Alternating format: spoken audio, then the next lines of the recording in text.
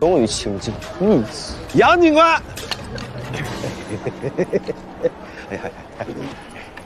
杨警官精心布置，才有了窦芳菲如今的盛况。劳苦功高，劳苦功高啊！想必一定累坏了吧？小的请警官喝杯甜水。会场规矩第1条，好好做你的生意，莫要与本官攀谈。什么时候有这个规矩？账在写，马上贴。三郎做事永远都是周到细致。会场规矩第2条，叫我杨警官。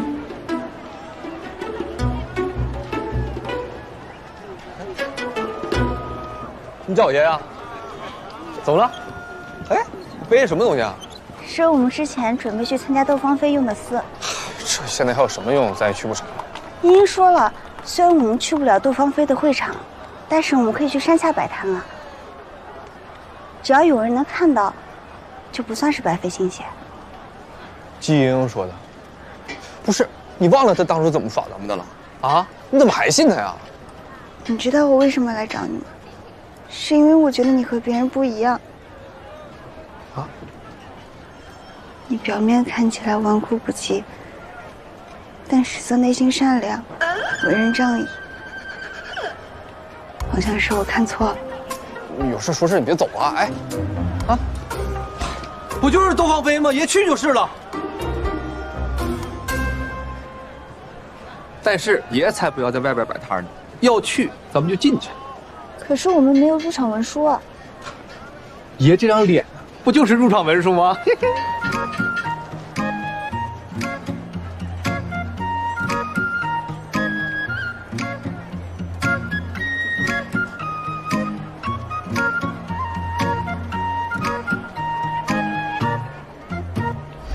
整个蜀地论丝，我认第2，有没人敢认第1。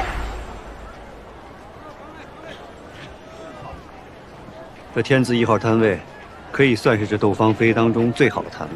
所有采买的人都需要经过这里。今年抽中的是刘家染坊，可早上刘家传来消息，说家中皆染风寒，不便出门。偏偏这最好的摊位，人没来，有意思了。写完了？啊，写好了。早知道让你写2万字。杨警官劳累了。我准备了些小食，还请您尝一尝。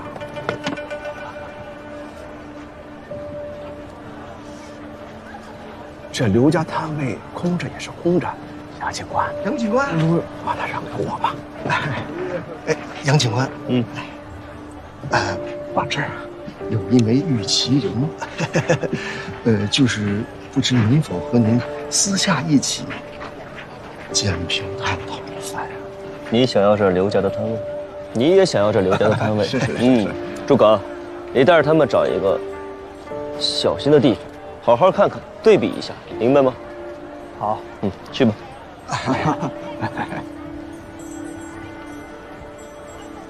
夫人，你说主人这法子真的好使吗？真能探出杨静兰的虚实？若是他收了礼，不过又多了一个贪得无厌的草包而已，不足为惧。若是他不收这个礼，证明他图谋比钱财更重要的东西，那我们跟主人才应该提防。夫人说的是。散花楼的100年佳酿，送到我心里了。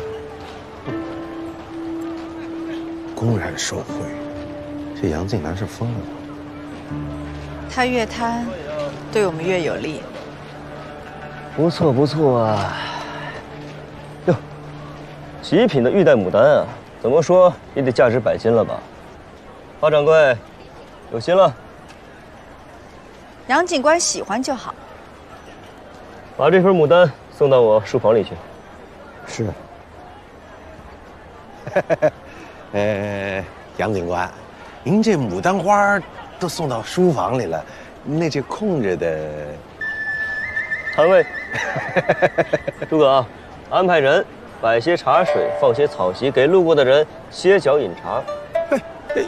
杨警官，你这礼都收了，咋不办事呢？这些难道不是几位掌柜们为日后芳菲宴的魁首们准备的贺礼吗？贺礼？啊？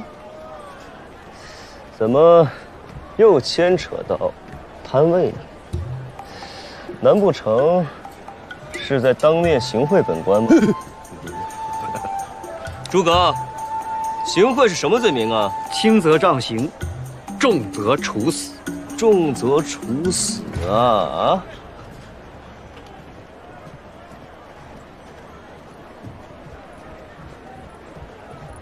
夫人，这怎么办呢？这狗官，分明是摆了我们一道。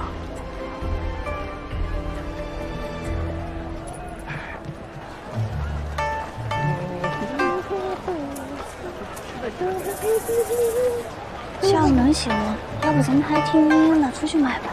不听他的，就听爷的，别说了算。张14，哎呦，你在这跟我耍无赖呢是吧？哎呦，我怎么了？第一，我没占你摊位吧？第二，哎，我也没卖丝吧？这就是爷的衣裳，哎，爷就愿意穿这样在这转转，不行吗？不行吗？行，来，不是喜欢转吗？那就在我这圈里面，一直转到斩丝结束。待会儿我会派人过来给你送些好吃的好喝的，别说我不给你情面。但是，你若敢走出这圈子半步，给我打！是老三，你是不是我好兄弟了？还好兄弟呢。我，老三，你这么对我是吧？你真打算把他们关到斩丝结束啊？不关着他们，谁知道又会惹出什么事端来呀？没有主心骨镇着，迟早会挖个坑把自己给埋了。他们主心骨一直都没出现，听说在家里闭关。哎，你说这季莺莺不会放弃了吧？不会，不会？你怎么知道？他若知道放弃2个字怎么写，那他就不是季莺莺了。帅哥，那是什么？就漂亮玩。你看，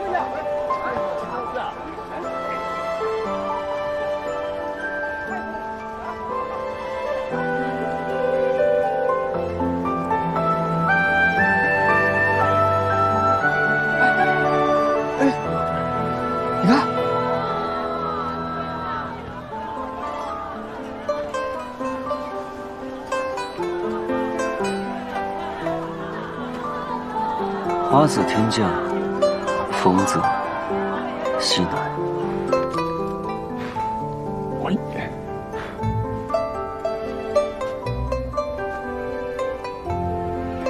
鸳鸯，好像有人来了。我等的就是人来，不然岂不是浪费了我这丝体面的出场？接住！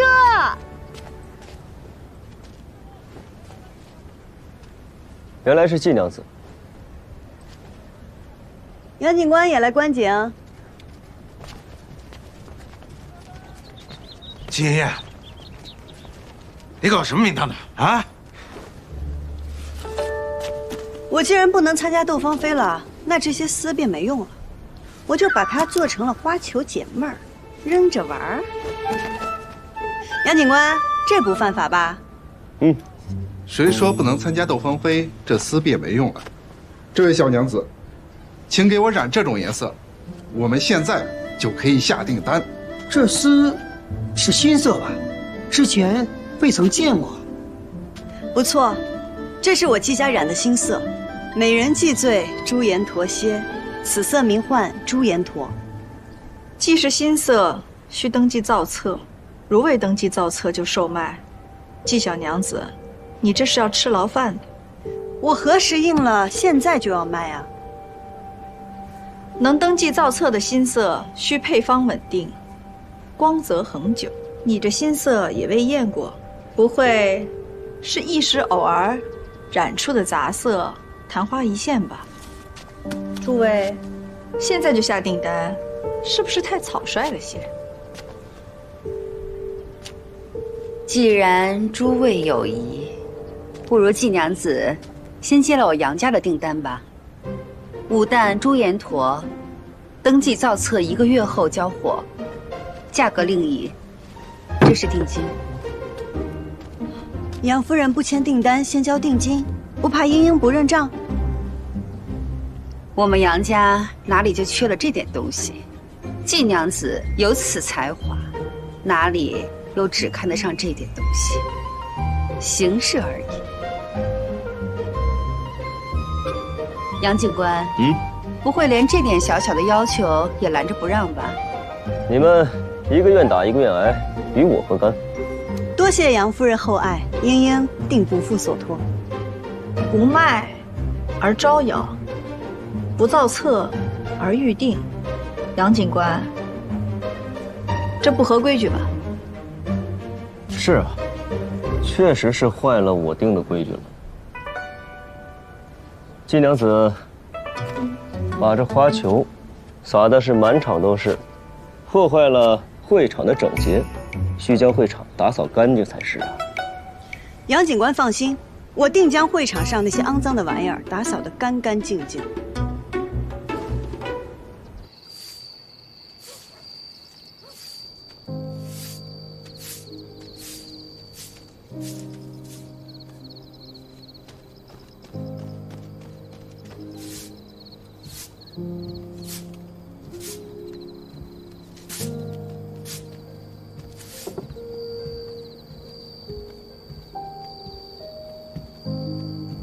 季娘子辛苦了。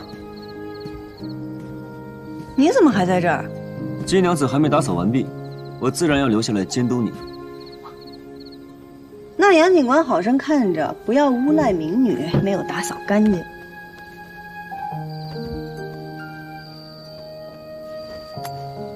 今日一场飞花惊艳四座，就算本官罚了季娘子，也挡不住众人求取心思的决心。也不枉季娘子这一番苦心，只不过什么？朱延陀惊艳全场，换得了斗金，却换不回人心。杨警官这话是什么意思呀？听不懂别算了，还劳烦季娘子帮忙看看这厮有什么玄妙之处。杨警官这是在求我吗？也可以当做交易的筹码。交易得是公平，我若帮你，我能得到什么？换本官陪同季娘子一起打扫如何？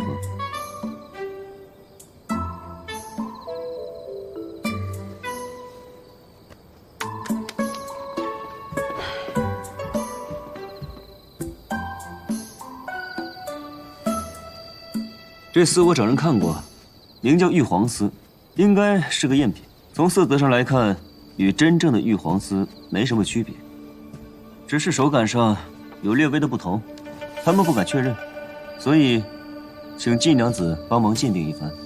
真正的玉皇丝染色时必须使用植物灰脂形成色垫才能固色，且调色工序繁复，染料昂贵，多用于织造龙缎，进贡圣上。而我手上这个只是硫磺熏制，增亮固色，使用的丝线也是混合蚕丝，上面颜色也分布不均，品质的确稍差。既为圣上所用，却又为何用这品质稍差的混合蚕丝呢？那你应该去问染丝之人，问我怕是寻错了对象。也是，本不该问你的。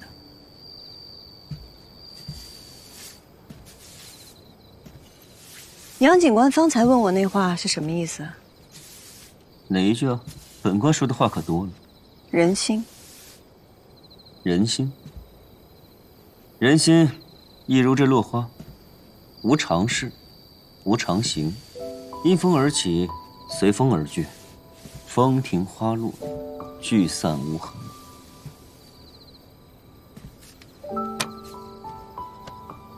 季娘子若想收拢人心，首先得知道，当初把他们聚在一起的是哪一阵风。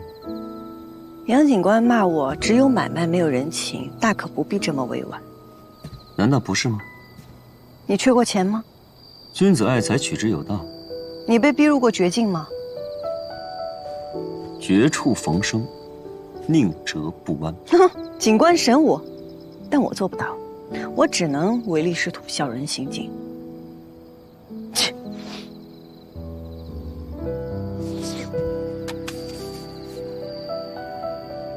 扫的差不多了，回去吧。告辞。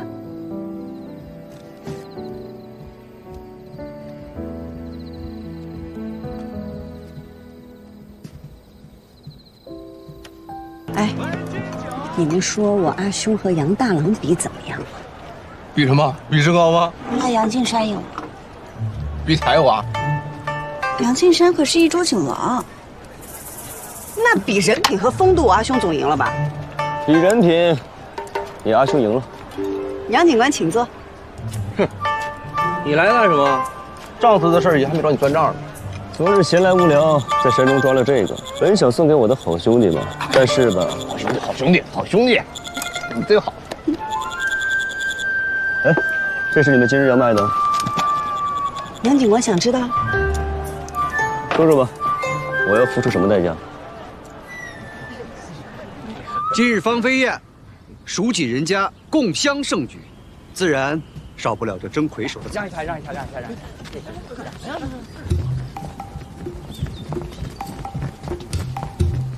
去，这窦芳菲的花魁，选的是正经的有文书入场售卖的染户，那些靠歪门邪道的不管用，没份得，还有脸到这儿来凑热闹？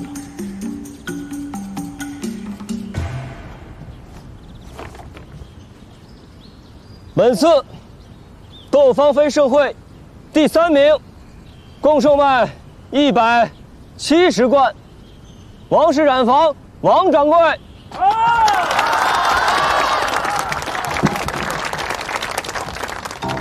王掌柜，你可得好好谢谢孙掌柜，你这彩头是他给填的。多谢杨警官，多谢孙掌柜。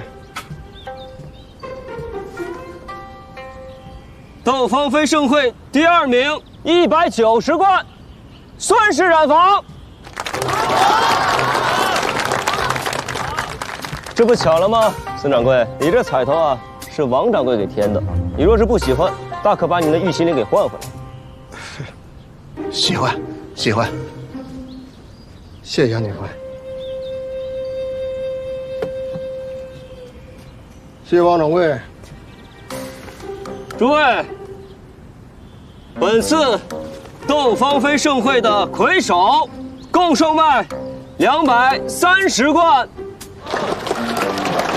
花式染坊。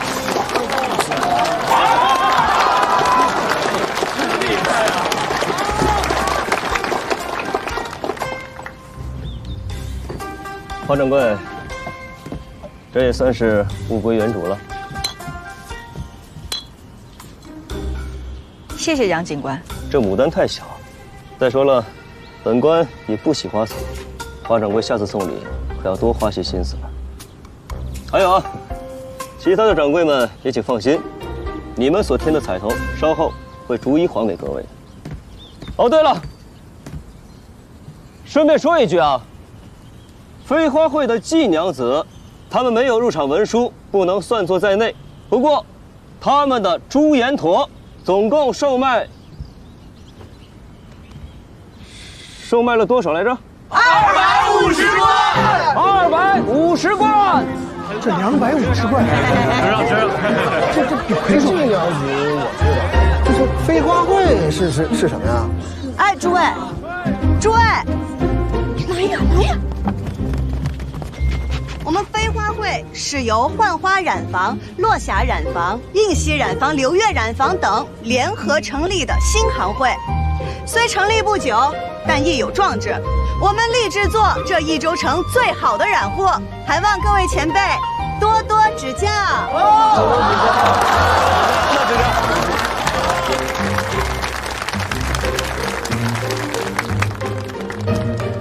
绒花，这是我们飞花会用各家特色丝线染制而成，寓意荣华富贵、平安顺遂。今日送与诸位，以表我们飞花会一点小小的诚意，祝我们益州丝业百花齐放，各尽芳菲。这是我家年夜子做的，愿大家万事顺遂。这是我家的红蜘蛛，愿您平安如意。这是我家的剑士兰，祝大家福寿康年。我家的松花与沧浪，穿上端庄典雅，不显胖。我家虽然没有花，但爷是飞花会的名誉会长，多多支持，以后都是朋友。若是大家喜欢，欢迎来飞花会。飞花会，来，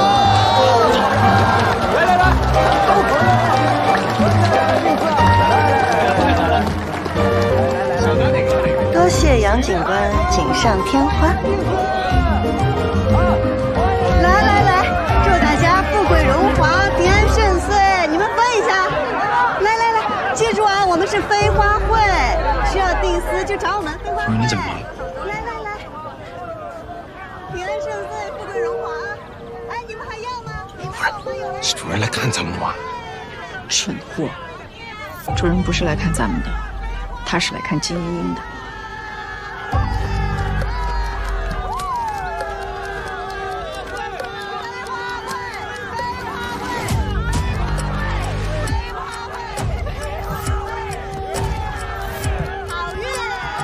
季英留着就是个祸害。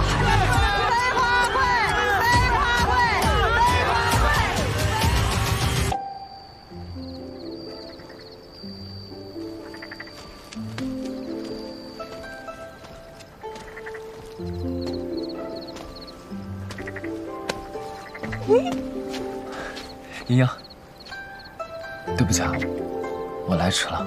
分明是我来迟了。是我来迟了，都没能赶上看你采花。那既然迟了，可愿受罚？愿。抬我。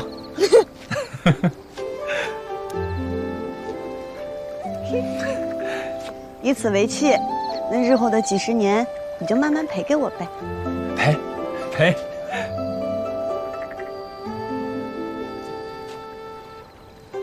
原来你看中的是景王啊！因为祖父答应我，说若我能取得这次的锦王，就允我向这家提亲。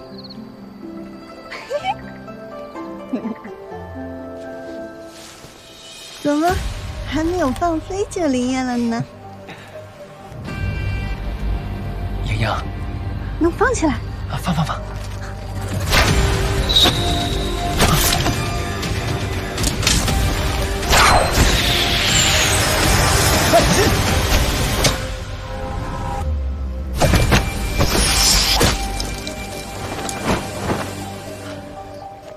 你没事吧？没事，小伤而已。曹生而已，胡正病好。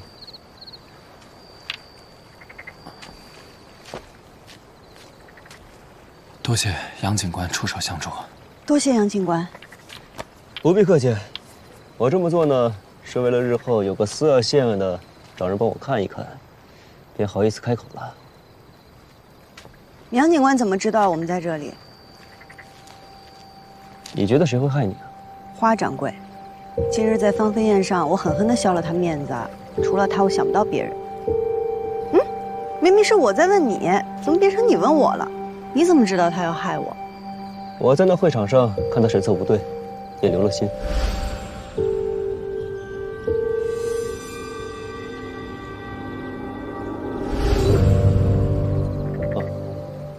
此地偏僻，找到这里颇费我一番功夫。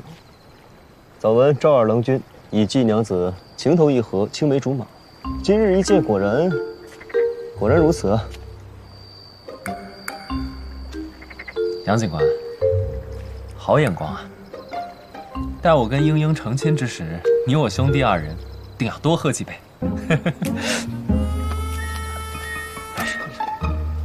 好。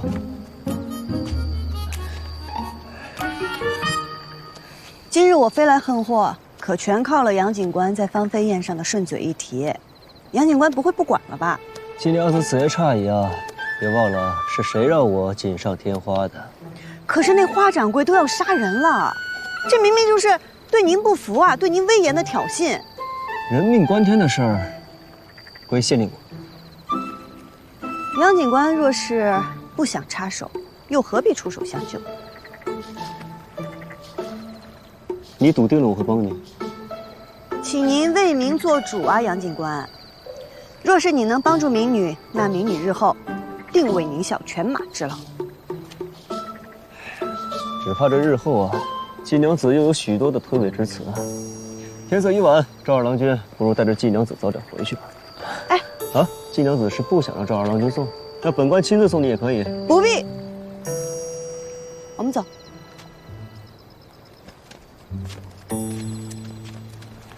英英，你与这杨警官很熟悉吗？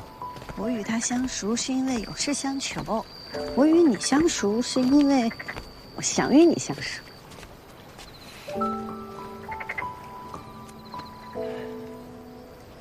杨警官，杨警官，跟上那刺客了吗？咱们的人暗中盯着。你看这支箭，这是军中之箭。华家背后之人来头这么大吗？华家是个突破口，一定要往下查。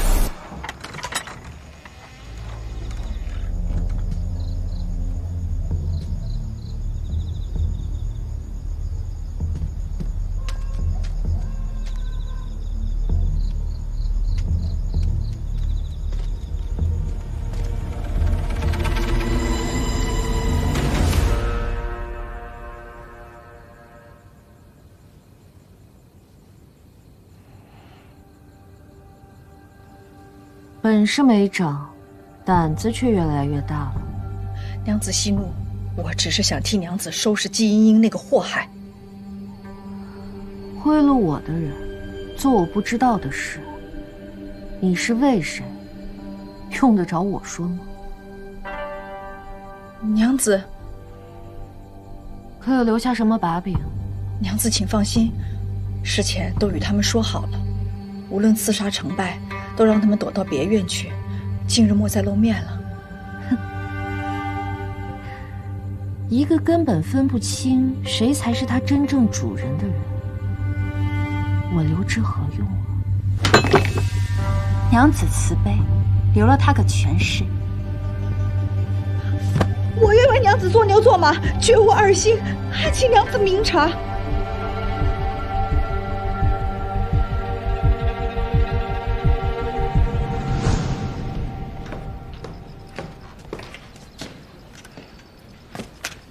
咱们的人来报，那刺客死了，是突然飞来的一支暗箭所杀。死哪儿了？在华家的一座别院。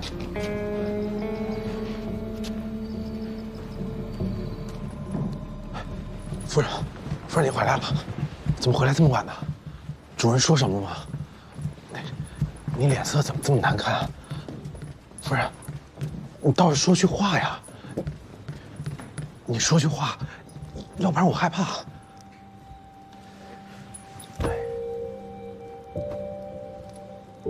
是不是主人要责罚我们呀？他让我上缴所有的私账，命令我以后再也别插手季英英和山上的事。那你就说这些事都是我干的，一定要罚我。霍小荣，你还不明白吗？他不要我们了。我知道的那么多秘密，他绝对不会放过我的。那么现在就走，马上就逃。逃不掉的，他是会杀人的。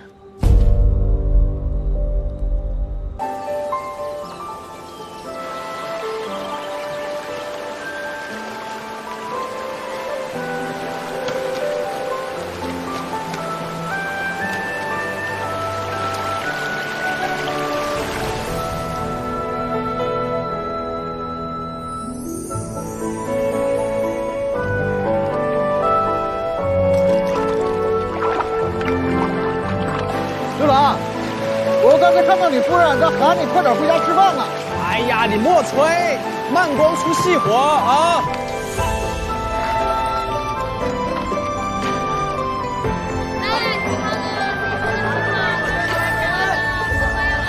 红花饼了。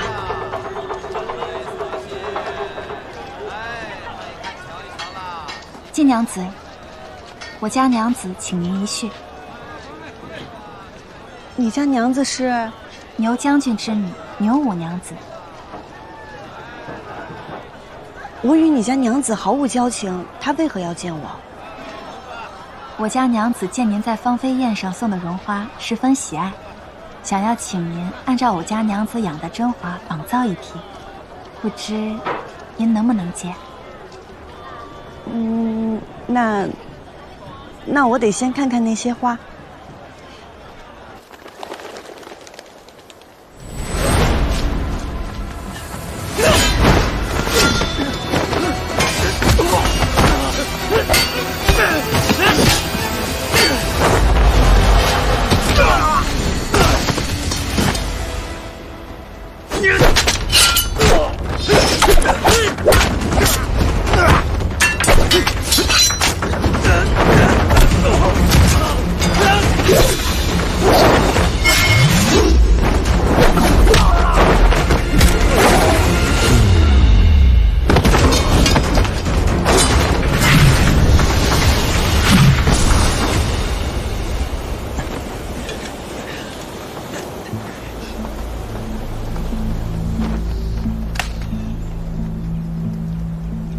追！是。怎么回事？按您的吩咐，在山洞附近探查，一连几日皆无动静。近日突然出现一拨人马，将我们围了。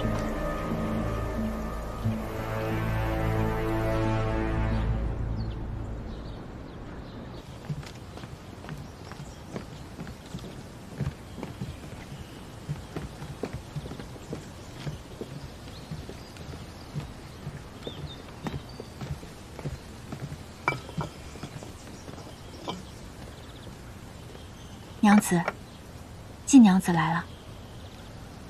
见过牛五娘子。晋娘子，我们又见面了，请。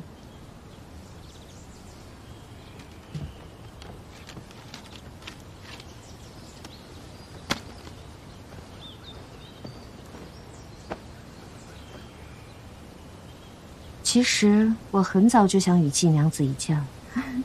殷殷一介民女，与娘子只有过一面之缘，娘子是如何知道我的？斗芳菲上飞花漫天，朱颜驼一鸣惊人。在这一州城内，谁不知晋娘子名声？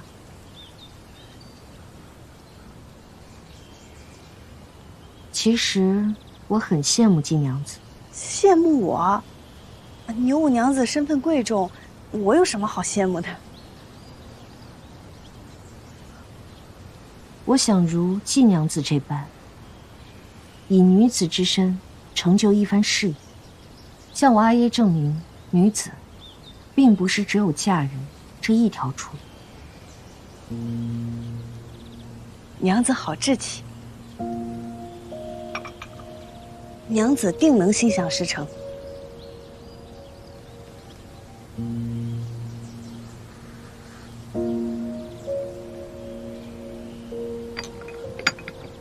好茶。晋娘子，你可愿与我合作，共掌这一州锦业？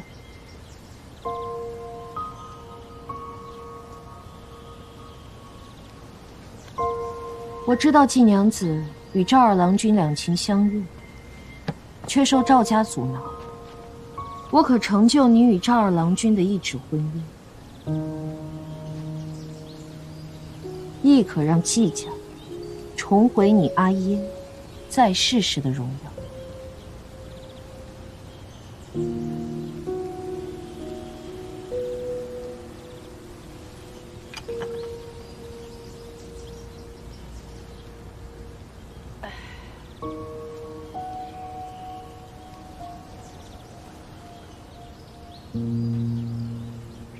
牛五娘子手握权势，富贵荣华，即便是想成就一番事业，又何必自降身价？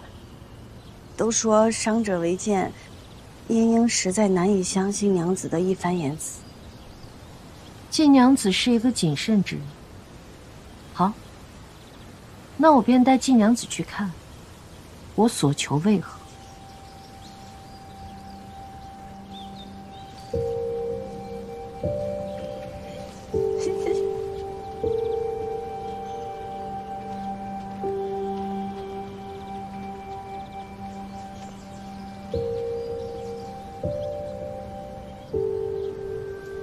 这位是我阿娘。我阿娘16岁便嫁入到这里，为我阿爷生了5个孩子。我阿爷一心只想要一个能跟他行军打仗的儿子，可惜接连5胎都是女儿。生我时他身子彻底败了，再也无法生我，也再未踏出过这个院子。将军，什么时候回来呀？夫人她也不认得我。将军，她现在是一个只会等待丈夫回家的女人。我的4个姐姐都被我阿爷嫁给了同一种人，能帮助她换取权力的人。我也同样嫁过2任丈夫，但我不服。女子不能从官，我便从商。我一定要向我阿爷证明，我绝不会输给他让我嫁的任何一个男子。五娘子有这等志气，盈盈佩服。飞花会、朱颜驼，都足以证明你的价值。与我联手，我会将你推到更高的位置。这1州城的锦业，会尽数掌握在我们手中。五娘子的价码实在诱人，你的推心置腹也让我感激。只是茵茵认为，感情的事无法掺杂利益，我和赵二郎的感情不能成为交易的筹码。而且我成立飞花会的初衷，是为如朱小娘一般无权无势的人争出一条路来。若是应了与娘子的合作，那我与那花掌柜又有何区别？所以，恕盈盈不能答应。所以我说，季娘子还并未明白权势的滋味。权势就是我不想让你做成的事，你一定做不成。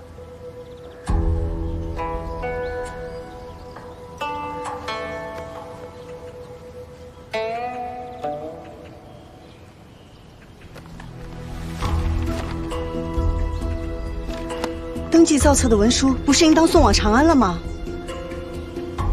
难怪当日花掌柜无论如何也要让我接下朱颜驼的订单，原来后手在这儿呢。牛五娘子便是花家传说中的靠山吧？这不重要，重要的是季娘子可否回心转意。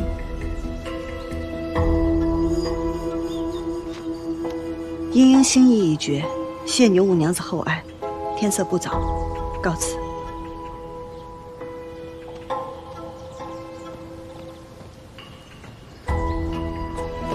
季娘子，请留步。哎，你们干什么？放开我！放开我！啊！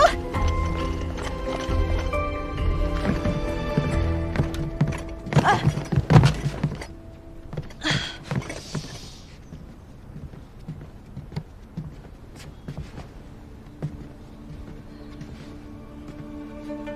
季娘子，我给过你机会。牛五娘子此举，更加证明了我不与你合作是正确的。不合作，便与我为奴吧。季娘子什么时候染出曙红丝，什么时候再离开这个屋子。且慢。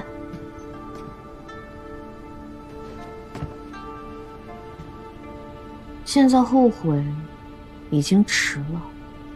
牛五娘子，可否与家里去一封信报平安？我不想让他们担心。你也不想事情闹大吧？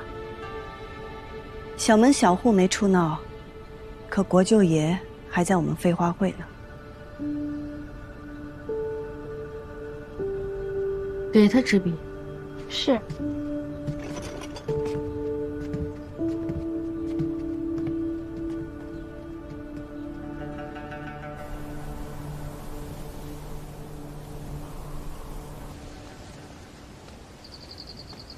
娘子，写好了。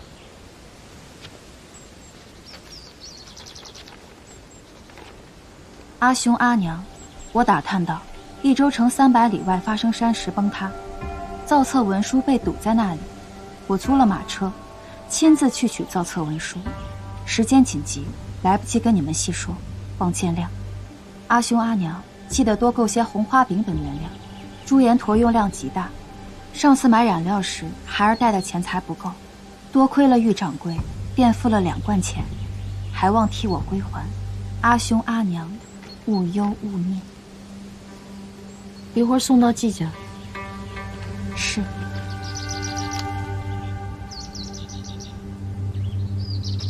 看好他，他若逃了，便用你的命来替。是。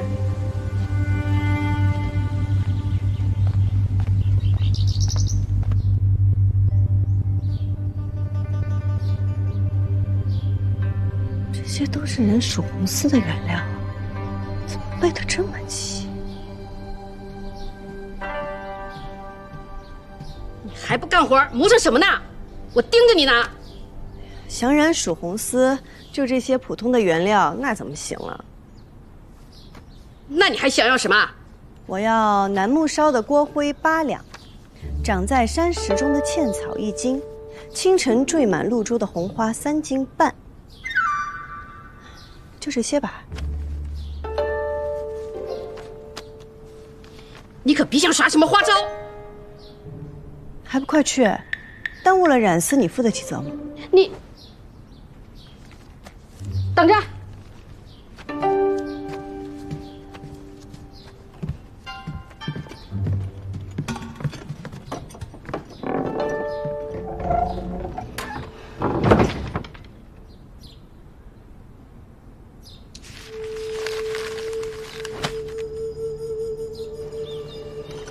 娘子，季莺莺真的能染出属红丝吗？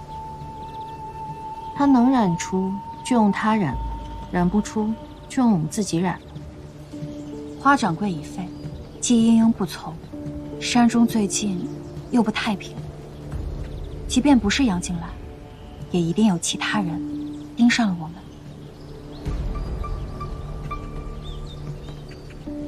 隐藏一滴水，最好的办法就是放入海中。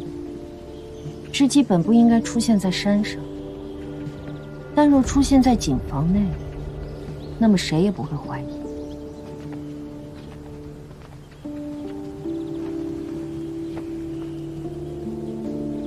娘子，将军来信。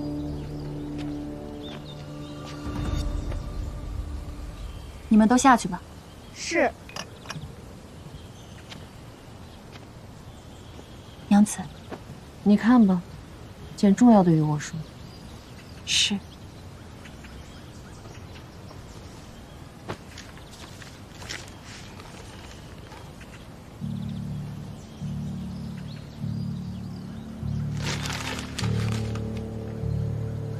将军又着人为您相看了，是右节度使的远亲，要娶您做田房。将军他，您毕竟是他的女儿，又不是一件礼物。小声些，这里是牛府，不是我家。雨渊实在是替娘子不平。季莺莺喜欢的那个郎君，是益州锦户赵家的，叫赵修缘，好像是。赵家足够做那片藏水的海捞。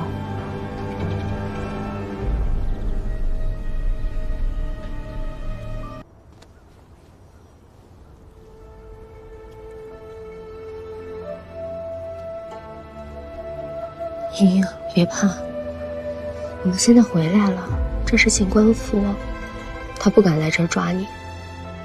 没想到会这样，不想那个逼你死的，我没想到他会杀人。这不是你的错。那牛五娘心狠手辣，草菅人命，那逼你的死与你无关。阿玉，以前我觉得自己无非就是跟一些商户斗一斗，至多就是生意成败，赢钱得失。我从未想过有一日我将面临这样的敌人，他们是生命如草芥，杀一个人就如碾死一只蝼蚁一样轻松。就跟我阿爷，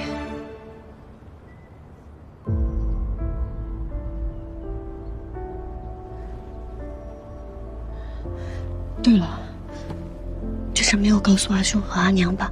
我没说，你放心。这事他们知道了，只会徒增烦恼。那接下来你要怎么办？那是牛景，宁父都督的女儿。是啊，牛父都督的女儿，那又怎样？他不会因为我退缩就放过我，也不会因为她是谁的女儿就此罢休。阿玉，我不能退，我没有退路。风霜刀剑都得走下去。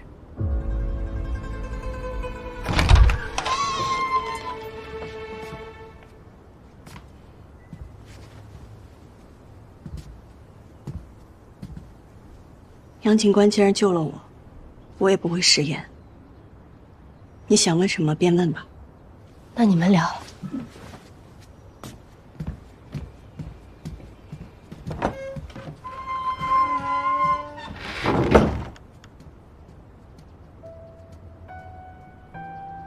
不着急，改日吧。我接下来应该会很忙，怕是你今日不问，我会忘记的。先坐。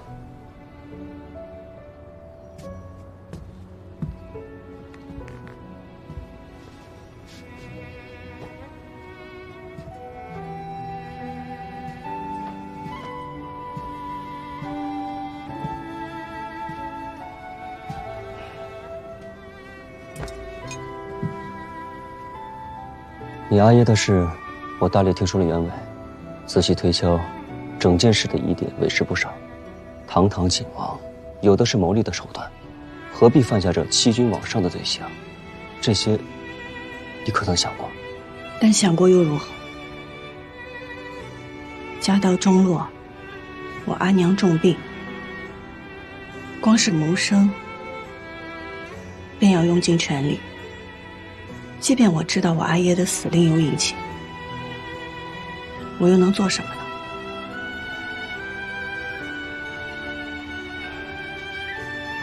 蜀红丝我现在染不住，将来一定能染住。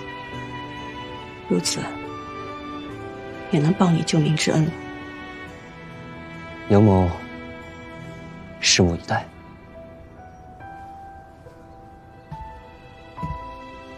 杨警官，家中生意离不开我，我还得尽快回去，还请杨警官帮我准备个地方梳洗一番。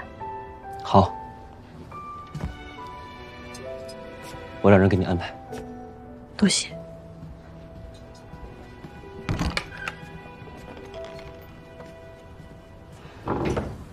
马车备好了，准备好了。你去送季娘子，出了警官府走小路，到了季家门口隔些距离便停车。是。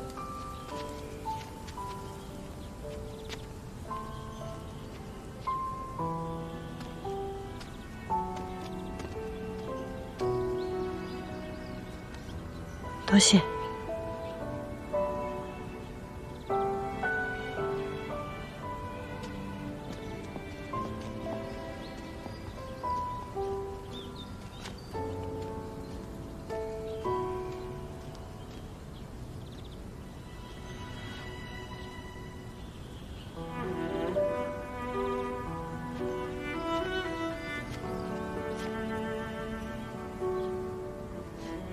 行了，别看了，名花有主吧。既然是花，就算是别家的，也不敢让它落了。不过是杨家弃子，下等小官。今日他害你奸细，来日我定让他血偿。今日实在是没有更好的办法，当着他的面，您若不把戏做足了，此事恐怕很难善了。只是什么？你但说无妨。你就这么杀了花掌柜，是否有些草率？奴婢担心花想容会不会？什么是夫妻？你是与我一起见识过的。同生共死，不过是话本里才有。花想容向来胆小懦弱，没了花荣撑着，还什么都不是。花荣活着，他或许还有一个可以东山再起的希望。如今花荣死了，他怕是早已逃命去了。就算是他赶回来，我也能让他有来无回。娘子还是想要季莺莺，不逼上绝路，他怎么会明白？谁才是他的主子？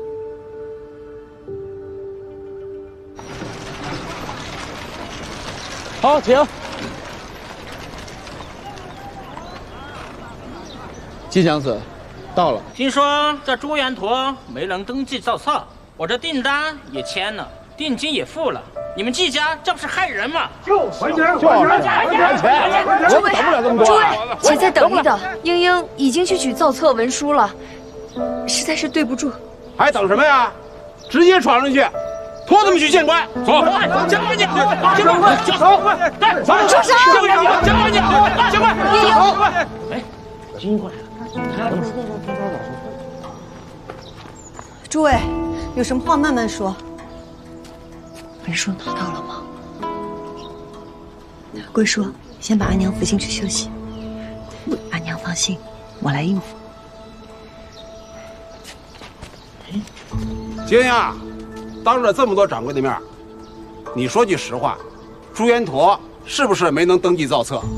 我们的定钱是不是血本无归了？对呀，对呀，诸位，朱元陀登记造册文书确实没下来，但是我们正在努力想办法，还请诸位稍安勿躁。我们怎么知道是不是你的缓兵之计啊？你要是嚷不出来，交不了货，我们是要赔给买家钱的。对呀，诸位，时限未到，等期限一到，我季莺莺一定给你。什么时限不时限啊？你要交不出货，我们也不等了，走，和我们见官去。走，出手！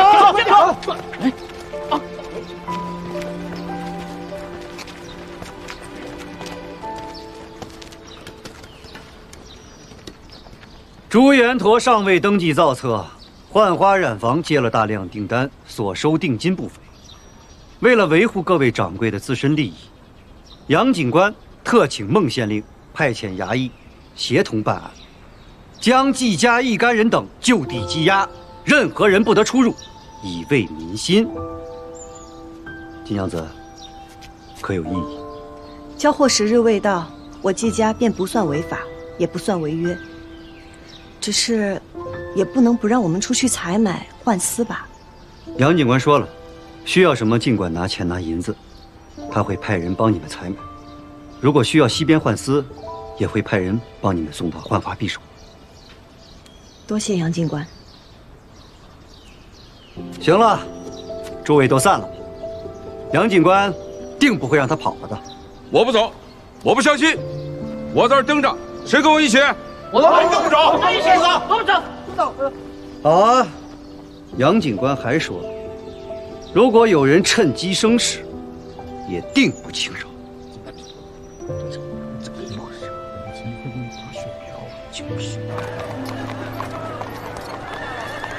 来，尝一尝，看一看了，我这里有红花饼卖了，价高者得。我出市价的2倍，我出3倍、4倍、5倍。20倍，着急啊！我出10倍。哇！10倍多。互相支持，这交货。你说说你，到底哪里得罪了杨警官，让他这么跟咱们家作对？杨警官是在保护我们，保护。他是借着这个理由派兵守着咱们家，若非这样，那些人早冲进来把咱家都给拆了。哦，对了，登记造册可有眉目了？快了，阿娘放心。你就知道让我放心，这人都堵到家门口了，我怎么放心啊？婷儿，阿兄，我看家里被官兵给围了，我又翻不进来，所以。阿兄，自己人是可以从门里进的。啊？哎，莹莹，你还好吧？好着呢，我一会儿便和阿兄去染丝。染不了了。娘子，咱们的人都盯着呢，保管石面上再无1两红花饼。可是我怎么听说，他们之前已经染出不少朱颜陀，那些根本就不够交货的，况且他们也不敢交。那杨警官重新派去登记造册的人，是来不及回来的，既没有造册，又没有染料，双管齐下，保管季家，倾家荡产。到时候，季娘子就不得不回头了。山上如何？山上恐怕暂时动不得了。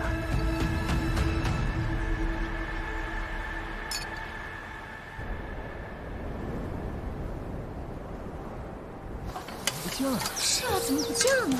这好好的。对啊，雷祖娘娘做下的绳子怎么会不见呢？你没听杨警官说呀？绳子昨夜替雷祖娘娘显灵赐福去了。各位乡亲，这神像乃是圣物，大家都找仔细一点。我相信，谁若是能找到，定会得到雷祖娘娘赐福的。还有啊，警官府在此承诺，若能找到神像者，有赏。好。杨警官，丧仗是怎么了？此事不会露馅。他在最好，这山里边越热闹，对咱们就越有利。虽然不知道牛五娘在这山里搞的什么名堂，只要有这些人在，他就不敢轻举妄动。咱们呢，也有更多的时间可以慢慢的找他老巢。我虽然不是益州人士，但也知道雷祖娘娘在益州百姓心中之重。你用她做局，你不怕遭天谴吗？这雷祖娘娘若是真有灵的话，她就应知我所求，更该保佑我。但若她只是一宿之下，那这山里的事，便暂时由我这个凡人来护一护吧。你干什么？我先前一直以为你独断专行，有勇无谋，现在看来，是属下误解杨警官了。夸人的方式可以直接点，没必要拐弯抹角。哎，到那边再看看。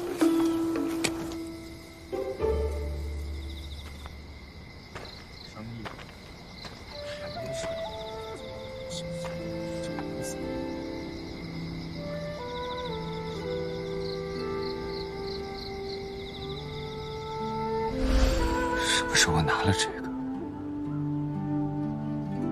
也就可以放了爷爷？那便要看赵二郎君以后对我是否愿意以诚相待了。莹莹，怪我无能，只得用这种方式护你。我不后悔，可我不知道该如何面对你。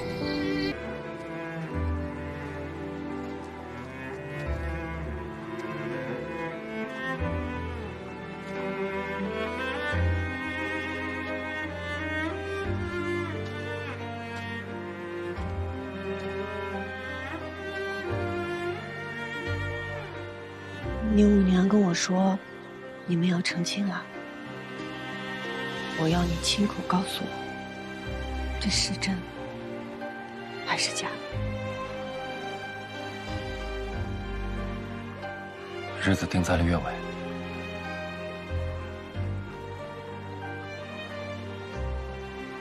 为什么？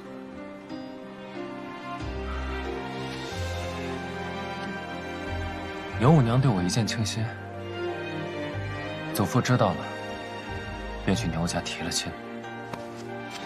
我不要听这个，我要听你的理由。为什么？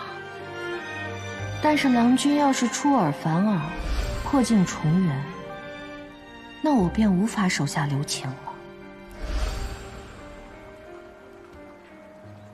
为什么？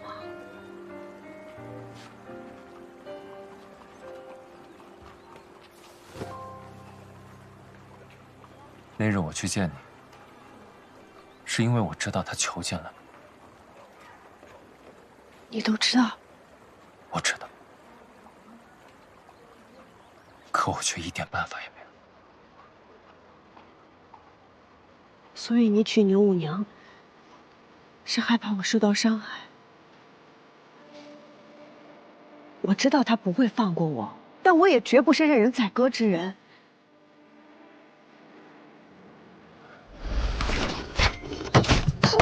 困兽犹斗，郎君不觉得好看吗？放我走！我娶牛五娘，是因为我意识到权力有多么重要。你不是爱权之人，那是以前的我，不是现在的我。我娶了牛五娘，就是牛瑾的女婿。娶了她，我就是下一任亲王，下一任赵家家主。这种诱惑，谁能抵抗得了？我不相信。我们认识10多年，相处了10多年，你是什么为人我太清楚了，你骗不了人的。他是不是也威胁你了？我们这么多坎坷都过来了，这次也一定可以过去的。是我想他们死，所以他们死。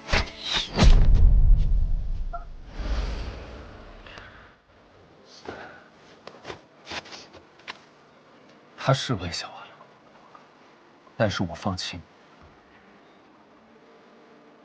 是我自己的选择。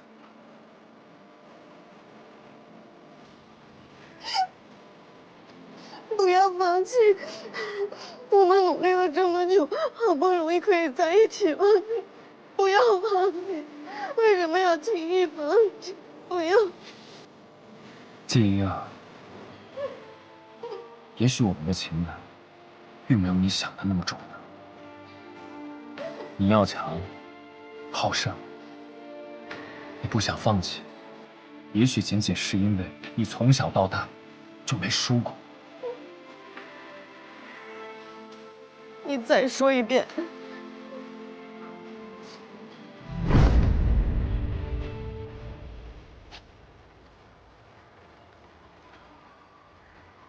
我赵修元，并没有你想的那么高尚。你怎么就笃定，我看到你跟杨静兰在一起，不会心生嫉妒？如今刚好啊，给你和他的岁月静好留了空间。够了！你这不是在糟践我，也是在糟践我们的感情。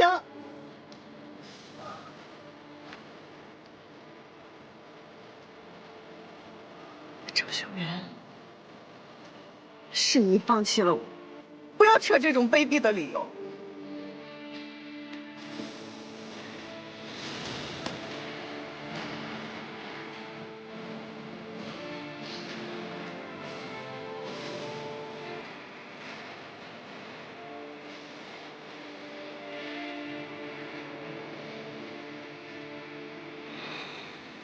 莹莹，我知道你会难过，但强权之下，我只有这样才能护住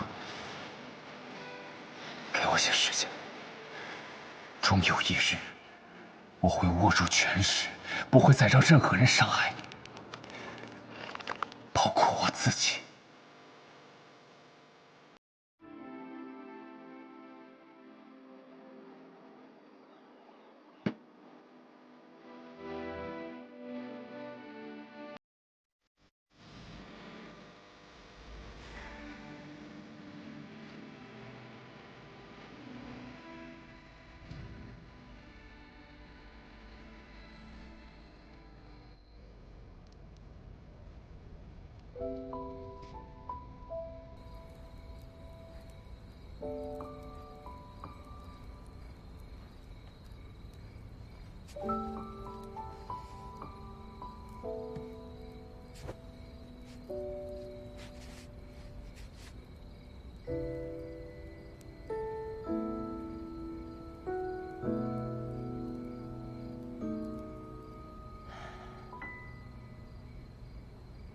英英，你知道阿娘当初为什么会嫁给你阿爷吗？你阿爷他呀，心里只有知己，整日耗在锦房里。他看上去不解风情，也不够温柔，不够体贴。但是他可以为了我倾其所有。看一个男人爱不爱你，值不值得托付，不光要看他平日里的表现，还要看他遇到磨难时如何选择。若这个男人为了权势利益可以抛弃你一次，那么日后他便可以抛弃你100次、1000次。像这样的人，弃了不可惜。你实在没有必要因为这样的人让自己伤心难过呀。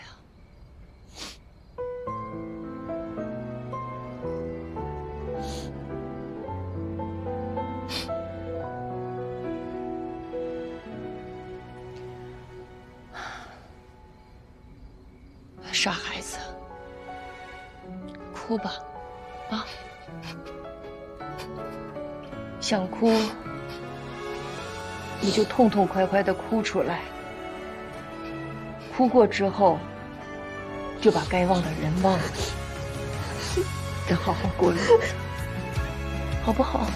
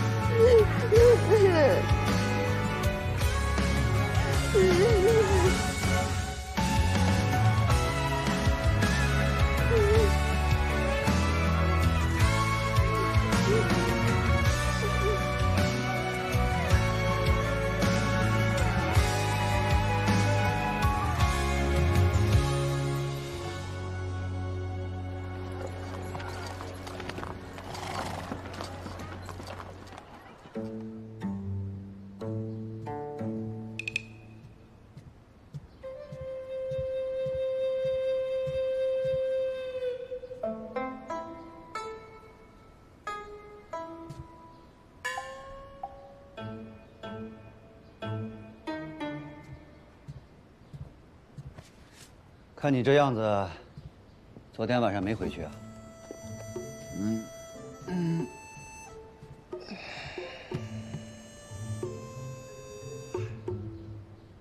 我提一句啊，照理来说呢，我不该管你的私事，但是你的私事影响到你的心情，影响到你的心情，就影响到我们的公事。有话快说。赵二郎君移情别恋了，你可以趁机表现了。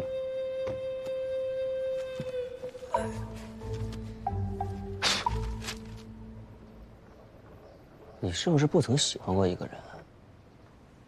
干你何事？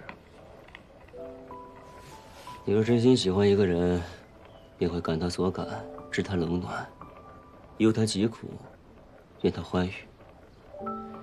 至于他与你能不能长久，这些都是其次的。倒也有理。季娘子现如今一定十分难过。不过季娘子也非寻常女子，她如此强悍又清醒，想来不出3日，定来也就没什么问题。不过是他故作坚强罢了，踽踽独行，茕茕孑立。知他者为他心忧，不知他者为他何求啊！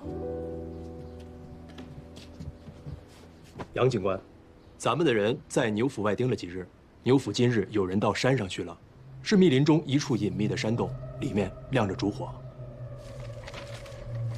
终于动了，会不会像上次一样，是戒备的暗哨？暗哨？暗哨会有烛火吗？上山的人是谁？是牛五娘子身边的那个婢女，叫玉媛。难得啊！他曾用这个婢女在我面前做过苦肉计，弹压过桑长史。以他的秉性，为了不节外生枝，定会把这枚棋子弃入婢女。可他竟还会重用她，让她上山，说明这个婢女对他来说不一般。怎么，你打算撬开婢女的嘴啊？倘若有一天，有人抓了你，问你我是来做什么的，什么目的，你会说吗？当然不会。但是，我是为了主人，不是为你。他也一样。你先去盯着，晚点我去探探。是。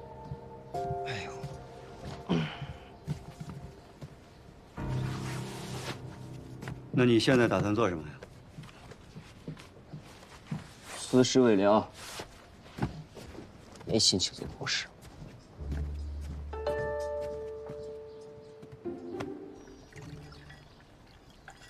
这是枸杞子、菊花丝、水煮猪心，清肝明目，益心安神。好了好了，我知道了。你是想说我缺心少肺，脑子不清醒，眼光有问题？我后来想了想，他其实也没有如何对不起我。来，你还是多喝点啊。我说的是真的。自从我家遭难，他便施以援手，不离不弃。便是我家宗亲也不曾做到他这样。他懂我，任我天高海阔，从不逼我去做淑女。为了我隐藏自己的才华，为家中唾弃。只是我跟他道不同了。他爱的不是权势，而是权势所给他带来的安稳和自由。而我要走的是另一条路。你就不会找一个道相同的？算了，从今往后还是自己好好走自己的路吧，不一定要有同路人。还是放不下赵修远。